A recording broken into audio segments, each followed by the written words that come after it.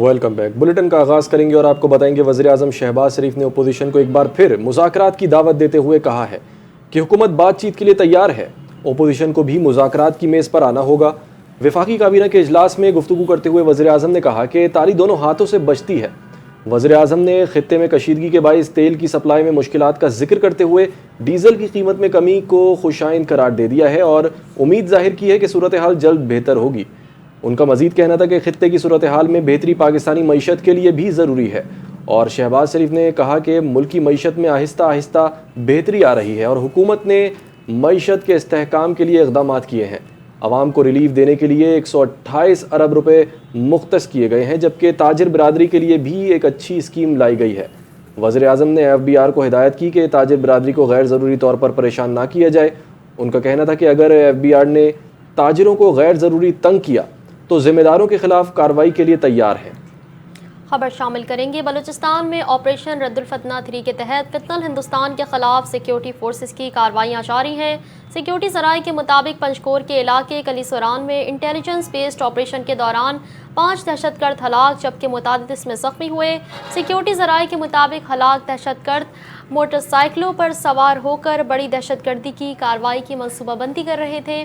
کارروائی کے دوران جدید ٹیکنالوجی اور ہتھیاروں کی مدد سے دہشت گردوں کو نشانہ بنایا گیا۔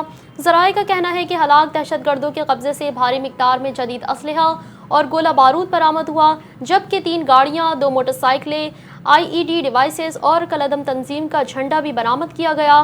سیکیورٹی ذرائع کے مطابق ہلاک دہشت گرد مقامی افراد کی لوٹ مار، بھتہ خوری، اغوا برائے تاوان، ٹارگٹ کلنگ اور خودکش حملوں کی منصوبہ بندی میں ملوث تھے۔ سیکیورٹی فورسز نے بلوچستان سے دہشت گردی کے خاتمے تک کارروائیاں جاری رکھنے کے عزم کا اظہار کیا ہے۔ وفاقی وزیر داخلہ محسن نقوی نے پنجگور کے علاقے کلی سوران میں آپریشن رد الفتنہ 3 کے تحت فتنہ ہندوستان کے دہشت گردوں کے خلاف کامیاب انٹیلیجنس بیسڈ آپریشن پر سیکیورٹی فورسز کو خراج تحسین پیش کیا ہے۔ محسن نقوی نے 5 دہشت گردوں کو ہلاک کرنے پر سیکیورٹی فورسز کی پیشہ ورانہ صلاحیتوں، جرت اور بروقت کارروائی کو سراہتے ہوئے کہا کہ فورسز نے دہشت گردوں کے ناپاک عزائم ناکام بنا دیے۔ وفاقی وزیر داخلہ کا کہنا تھا کہ بلوچستان میں ہم دشمنوں کے خلاف سیکیورٹی فورسز کی کامیاب کارروائیاں قابل تحسین ہیں۔ قوم دہشت گردی کے خلاف یکجا ہیں اور سیکیورٹی فورسز کے ساتھ کھڑی ہے۔ خبر شامل کریں گے ایرانی وزیر خارجہ عباس عراقچی کا فیلڈ مارشل سید عاصم منیر سے ٹیلی فون پر رابطہ ہوا ہے، جس میں سیاسی اور سفارتی حل تلاش کرنے کی کوششوں پر بات چیت ہوئی۔ ایرانی میڈیا کے مطابق ایرانی وزیر خارجہ عباس عراقچی نے بدھ کو فیلڈ مارشل سید عاصم منیر سے ٹیلی فون پر رابطہ کیا۔ ایرانی میڈیا کا کہنا ہے کہ اس ٹیلی فونک رابطے میں ایرانی وزیر خارجہ اور فیلڈ مارشل عاصم منیر نے سیاسی اور سفارتی حل تلاش کرنے کی کوششوں پر تبادلہ خیال کیا۔ ایرانی میڈیا کے مطابق دونوں نے سفارتی رجحانات پر بھی آراء کا تبادلہ کیا اور علاقائی صورتحال کا جائزہ لیا گیا۔ ایرانی میڈیا کا کہنا ہے کہ موجودہ صورتحال کے مختلف زاویوں پر بھی بات چیت ہوئی، 2 طرفہ مشاورت اور تعاون بڑھانے کے طریقوں پر بھی گفتگو ہوئی۔ ایرانی میڈیا کے مطابق فیلڈ مارشل عاصم منیر اور ایرانی وزیر خارجہ عباس عراقچی نے حالیہ سفارتی عمل اور سیاسی اور سفارتی حل کو آگے بڑھانے کے لیے جاری کوششوں اور باہمی مشاورت اور تعاون کو مزید مستحکم کرنے پر بھی تبادلہ خیال کیا۔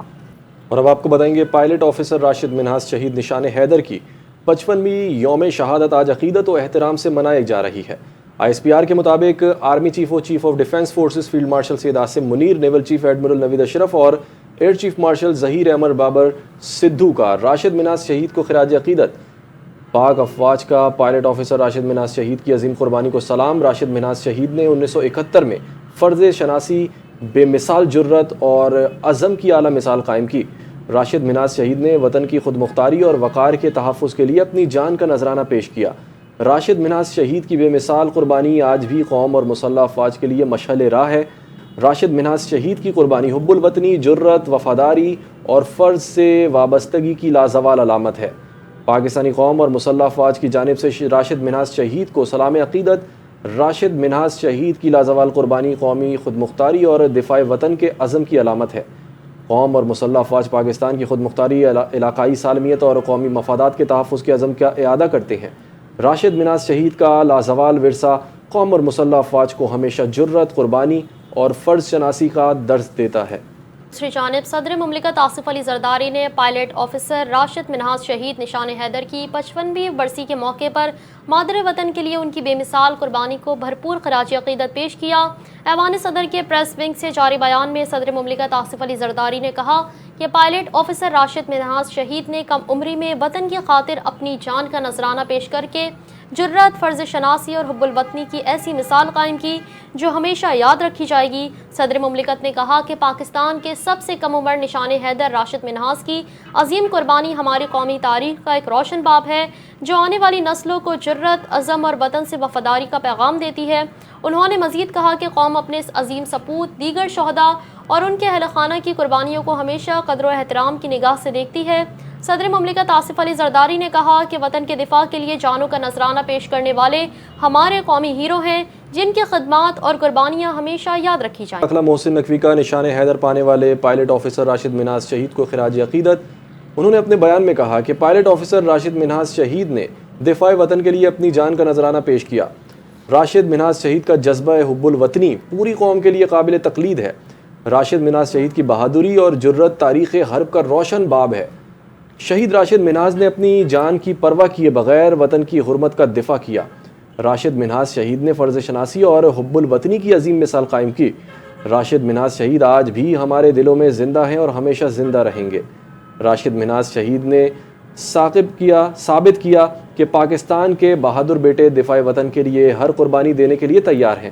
راشد منہاس شہید کی وطن سے محبت کی لازوال قربانی قوم کو ہمیشہ یاد رہے گی۔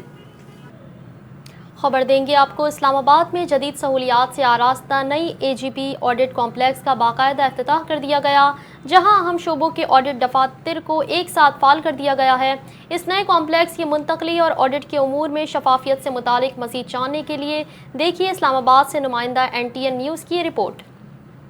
اسلام آباد auditor general of Pakistan Maqbool Ahmed Gondal نے نئے AGP آڈٹ کمپلیکس بلڈنگ کا باقاعدہ افتتاح کر دیا۔ افتتاحی تقریب میں آڈٹ کے شعبے سے وابستہ اعلیٰ حکام اور افسران نے شرکت کی۔ نئے AGP آڈٹ کمپلیکس میں مختلف اہم شعبوں کے ڈائریکٹر جنرل آڈٹ کے نئے منتقل ہونے والے دفاتر قائم کیے گئے ہیں۔ ان میں director general audit power, director general audit postal and telecommunication services, director general audit climate change and environment اور director general audit petroleum and natural resources کے دفاتر شامل ہیں۔ افتتاح کے موقع پر auditor general of Pakistan Maqbool Ahmed Gondal نے نئے آڈٹ کمپلیکس کا دورہ کیا اور مختلف دفاتر کا جائزہ لیا۔ اس موقع پر متعلقہ حکام کی جانب سے نئے کمپلیکس دفاتر کی منتقلی اور آڈٹ امور سے متعلق بریفنگ دی گئی۔ نئے آڈٹ کمپلیکس کے قیام سے مختلف شعبوں کے آڈٹ دفتر کو جدید اور منظم دفتری ماحول میسر آئے گا، جس سے ادارہ جاتی روابط کاری اور آڈٹ کے امور کو مزید مؤثر انداز میں آگے بڑھانے میں مدد ملے گی۔ اس تقریب میں پرچم کشائی بھی کی گئی۔ تقریب میں آڈٹ کے شعبے میں شفافیت، مالیاتی نظم و نسق، احتساب اور سرکاری وسائل کے مؤثر استعمال کی نگرانی کی اہمیت پر بھی زور دیا گیا۔ حکام کا کہنا تھا کہ جدید دفتری سہولیات کی فراہمی سے آڈٹ کے عمل کو مزید مؤثر اور مربوط بنانے میں معاونت حاصل ہوگی۔ آگے بڑھیں گے اور آپ کو بتائیں گے امریکی صدر ڈونلڈ ٹرمپ نے ایران کے خلاف تباہ کن معاشی پابندیوں کا اعلان کر دیا ہے، اور امریکہ کے صدر ڈونلڈ ٹرمپ نے ایران کے خلاف معاشی جنگ چھیڑتے ہوئے دنیا کو خبردار کیا ہے کہ وہ تیل کی اسمگلنگ سمیت ایران سے ہر قسم کا معاشی تعلق توڑ لے ورنہ بڑے اقتصادی نتائج بھگتنا ہوں گے۔ امریکی صدر ٹرمپ نے اپنے سوشل میڈیا پلیٹ فارم پر بیان جاری کرتے ہوئے کہا کہ ایران کے خلاف کسی بھی ملک کے خلاف اب تک کی جانے والی سب سے زیادہ تباہ کن معاشی کارروائی کا اعلان کر رہا ہوں۔ اپنے بیان میں صدر ٹرمپ نے کہا کہ ہم چاہتے ہیں کہ اتحادی ہمارے ساتھ کھڑے ہوں اور ایران کو تنہا اور شکست سے دوچار کریں۔ صدر ٹرمپ نے کہا کہ کوئی بھی ملک جو اپنے مالیاتی اداروں، بزنسز، ہوائی اڈوں اور حکومتی اداروں کو اجازت دے گا کہ وہ ایران کے لیے لائف لائن کا کردار ادا کریں، اسے شدید معاشی نتائج بھگتنا ہوں گے، اور تیل کی اسمگلنگ، کیش منتقلی، تبادلے اور شپ رجسٹریز فرنٹ کمپنیوں کو فوری روکنا ہوگا۔ خبروں کا سلسلہ آگے بڑھائیں گے اور اب آپ کو بتائیں گے برطانیہ نے اسرائیل کی جانب سے نئے متنازع یہودی آبادکاری منصوبے کے لیے ٹینڈرز جاری کرنے کی مذمت کرتے ہوئے اسرائیلی ناظم امور کو طلب کر کے احتجاج کیا۔ غیر ملکی میڈیا کے مطابق برطانیہ نے اسرائیل کی جانب سے نئے متنازع یہودی آبادکاری منصوبے کے لیے ٹینڈرز جاری کرنے کی شدید الفاظ میں مذمت کی ہے۔ برطانوی وزیر خارجہ ایڈ ملیبینڈ نے بتایا کہ اسرائیل کے اس اقدام پر برطانیہ نے اسرائیلی ناظم الامور کو طلب کر لیا۔ برطانوی وزیر خارجہ کا کہنا ہے کہ اسرائیل کو E1 منصوبہ فوری روکنے، ٹینڈرز واپس لینے اور تمام آبادکاری کی توسیع بند کرنی چاہیے، جبکہ دوسری جانب غزہ میں امدادی کارکن کی ہلاکت پر آسٹریلیا نے اسرائیلی سفیر کو طلب کر کے احتجاج کیا۔ یہ اقدام غزہ میں 2024 کے فضائی حملے میں آسٹریلوی امدادی کارکن کی ہلاکت کے بعد فوجداری کارروائی شروع نہ کرنے کے فیصلے پر کیا گیا۔ پڑھ دیں گے آپ کو وفاقی وزیر داخلہ محسن نقوی کی دعوت پر ملیشیا کے وزیر داخلہ سیف الدین بن اسماعیل 2 روزہ دورے پر پاکستان پہنچ گئے۔ وزیر مملکت داخلہ طلال چودھری نے اسلام آباد ایئرپورٹ پر ملیشیا کے وزیر داخلہ کا استقبال کیا۔ دورہ پاکستان کے دوران ملیشیا کے وزیر داخلہ پاکستانی قیادت سے اہم ملاقاتیں کریں گے، جن میں 2 طرفہ تعلقات، باہمی تعاون کے فروغ اور باہمی دلچسپی کے امور پر تبادلہ خیال ہوگا۔ اس موقع پر چیف کمشنر اسلام آباد اور IG اسلام آباد پولیس بھی موجود تھے۔ مسلم لیگ نون کے صدر نواز شریف نے آزاد جموں و کشمیر قانون ساز اسمبلی میں مخصوص نشستوں کے لیے نامزدگیوں کی منظوری دے دی ہے۔ لیگی ترجمان مریم اورنگزیب نے سوشل میڈیا پر جاری بیان میں کہا ہے کہ نواز شریف نے پارٹی کے پارلیمانی بورڈ کی سفارشات کی روشنی میں اپنے دستخطوں سے پارٹی ٹکٹ جاری کر دیے ہیں۔ خواتین کی مخصوص نشستوں کے لیے مریم زمانی، مریم ادریس، سہرش قمر اور رفعت عابد امیدوار ہوں گی، اور اوورسیز پاکستانیوں کی نشست کے لیے عبد الرحمان اور ٹیکنوکریٹ کی نشست کے لیے افتخار گیلانی کو ٹکٹ دیا گیا ہے، جبکہ علماء مشائخ کی نشست کے لیے پیر مظہر سعید امیدوار ہوں گے۔ نواز شریف کی منظوری سے نوٹیفیکیشن بھی جاری کر دیا گیا ہے۔ امیر جماعت اسلامی حافظ نعیم الرحمان نے پشاور دھرنے سے خطاب کرتے ہوئے کہا کہ 12 ربیع الاول کے بعد پورا ملک بند کیا جائے گا۔ 12 ربیع الاول کے 1 ہفتے بعد پورے ملک میں پہیہ جام ہڑتال کریں گے۔ وزیر اعلیٰ ہاؤس پنجاب کے باہر دھرنا تحریک کا بیس کیمپ بنے گا۔ حافظ نعیم الرحمان نے کہا کہ ملک گیر ہڑتال کے بعد اسلام آباد کا رخ کریں گے اور طاقت کے ساتھ کال دیں گے۔ ایک طرف سے نہیں آئیں گے، ہر طرف سے آئیں گے اور سسٹم فیل ہو جائے گا۔ حکمرانوں نے لیوی خط نہ کی تو پورے ملک کو اسلام آباد آنے کی کال دیں گے، اس لیے کہتے ہیں کہ ہمارا مطالبہ مان لو، پھر حالات تمہارے ہاتھ میں نہیں رہیں گے۔ حکومت کو پیچھے ہٹنا پڑے گا۔ آج تو ڈیزل کی قیمت میں 30 روپے کمی کا عندیہ دیا۔ پیٹرولیم لیوی عوام کی جیبوں پر ڈاکہ ہے۔ لیوی پر 80 روپے لیٹر واپس لینا پڑے گا۔ ملک کے ہر شہر میں احتجاج اور دھرنے دینے کا سلسلہ شروع ہوگا۔ انہوں نے کہا کہ 7 اگست کو ملک بھر میں 710 دھرنے دیے گئے۔ دھرنوں کا سلسلہ جاری رکھا جائے گا۔ 200 ارب روپے زیادہ جمع کر کے خوشیاں مناتا ہے۔ روزانہ بم گرانے کا مسئلہ 32 روپے سے حل نہیں ہوگا۔ جو بجلی بنتی نہیں، اس کے پیسے بھی وصول کیے گئے۔ جھوٹ پر مبنی استحصال مزید برداشت نہیں کر سکتے۔ لوٹ مار کا نظام مزید برداشت نہیں کیا جا سکتا۔ اب حکومت کو پیچھے ہٹنا ہوگا۔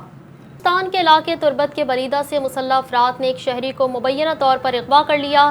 اہل خانہ کے مطابق گلی باہوٹ بازار سے امام ولد حسین کو 3 موٹر سائیکلوں پر سوار 6 مسلح افراد زبردستی اپنے ساتھ لے گئے۔ اہل خانہ کا کہنا ہے کہ امام حسن کا کسی سے کوئی ذاتی تنازع یا دشمنی نہیں تھی، وہ سادہ طبیعت اور بے قصور شہری ہے۔ واقعے کے بعد پورا خاندان شدید خوف اور کرب میں مبتلا ہے اور مغوی کی باحفاظت واپسی کا منتظر ہے۔ امام حسن کی اہلیہ نے حکام سے شوہر کی جلد بازیابی اور واقعے میں ملوث افراد کے خلاف کارروائی کا مطالبہ کیا۔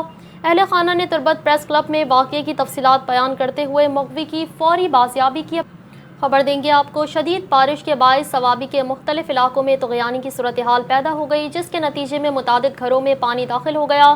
ریسکیو 1122 کے مطابق مردان روڈ پر موزہ منصبدار میں طغیانی کے باعث کئی گھروں میں پانی داخل ہوا، جبکہ جہانگیرہ روڈ، کھنڈا موڑ اور انبار کے مقامات پر سیلابی ریلیں اور کئی فٹ پانی جمع ہونے سے ٹریفک کی آمد و رفت معطل ہو گئی۔ اطلاع ملتے ہی ریسکیو 1122 صوابی کی ٹیمیں متاثرہ علاقوں میں پہنچ گئی اور امدادی کارروائیاں شروع کر دی گئی۔ ریسکیو اہلکاروں نے خواتین سمیت متعدد افراد کو بحفاظت گھروں سے نکال کر محفوظ مقامات پر منتقل کیا۔ ریسکیو 1122 کے مطابق بارش اور طغیانی کے پیش نظر تمام متعلقہ ٹیموں کو ہائی الرٹ رکھا گیا ہے، جبکہ صورتحال کی مسلسل نگرانی کی جا رہی ہے۔ مودی حکومت کی معاشی ناکامیوں کے سبب بھارتی نوجوان ڈگریوں کے باوجود نوکریوں سے محروم ہیں۔ بی جے پی کی کٹ پتلی حکومت میں روزگار کے بدترین بحران نے بھارتی نوجوانوں کے مستقبل کو تاریک کر دیا ہے، اور بھارت میں بڑھتی بے روزگاری نے بی جے پی کی معاشی ترقی کے کھوکھلے دعووں کی حقیقت دنیا کے سامنے رکھ دی ہے۔ عالمی جریدے دی نیو یارک ٹائمز کے مطابق بھارت میں 25 سال سے کم عمر تقریباً 40% گریجویٹس کا مستقبل روزگار کے شدید بحران کی زد میں آ چکا ہے۔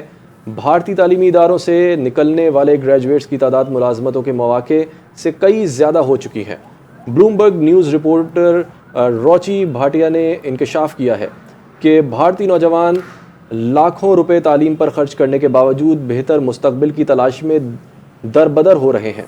بھارتی تعلیمی فیلوشپ پروگرام کے بانی اکشے سکسینہ کا کہنا ہے کہ تعلیم اور روزگار کے درمیان بڑھتا فرق بھارتی نوجوانوں کے مستقبل پر سنگین سوال اٹھا رہا ہے۔ بلومبرگ صحافی ڈین کے مطابق مودی حکومت کی نوجوان مخالف پالیسیوں نے بھارتی نوجوانوں کے لیے تعلیم کے بعد روزگار کا سفر بھی مشکل بنا دیا ہے۔